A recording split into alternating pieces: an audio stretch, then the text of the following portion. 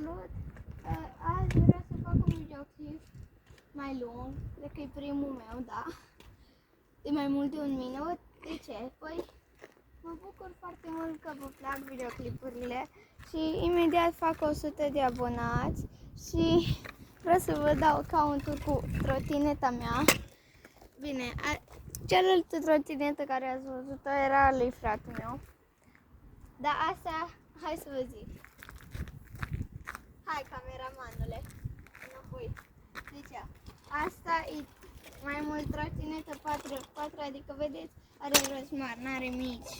Nici de asta de schemă, adică ea nu se prea învârte, știți? Ia, dacă vreți să vă arăt... A mea se învârte și mai bine.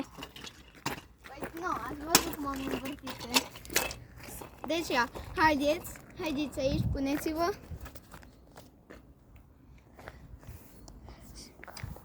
Și voi face un tur, ca cum văd pe voi.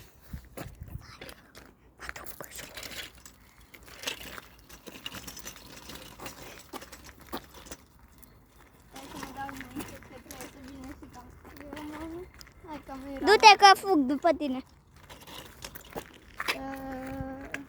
Trecere de pieton, cum vedeți. Un gândac pipilău. Ok. Calcă-l.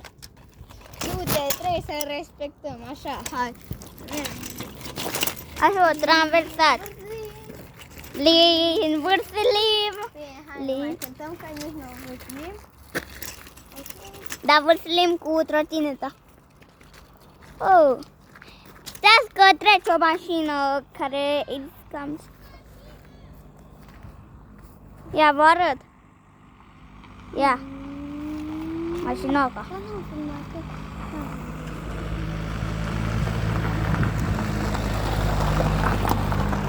Gata, a trecut un om, acum putem să filmăm înapoi, că aici nu e strada adevărată, e una fake, dar cu pietre.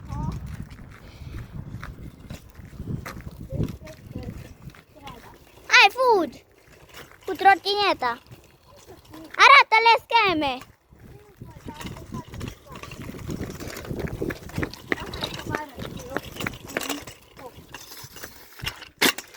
O sări, dar nu știu dacă s-a văzut. Mai sar odată. Haideți că mai sare odată. Mai vreți odată? Că nu cred că s-a văzut, așa că noi mai vrem odată. Cred că s-a văzut. Bine, au vorbit și cameramanul. Nu, ce mai vreți? Mulțumesc. Pălincă. Că... Adevărat. Dar mulțumesc că ați fost cu mine până și... Fără... Dați un like la videoclipul ăsta și nu uitați să dați butonul de subscribe. Da, dacă nu sunt. Da. Mă uit la voi. Da, o să dau la tine. Păi tu ești. Da, dar tu nu ești.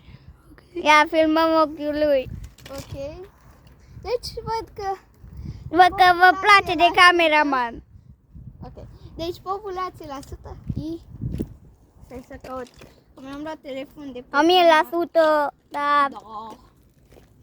Ia, uitați, are și de asta. Deci, hai, camera. Ia, 1%. Da. Ia, 1%. Stați un pic, o să închidem, o să revenim. Nu. Sau? Închidem. Ce facem? Și atât a făcut acest videoclip. Bye, bye! Nu uitați să dați subscribe și like.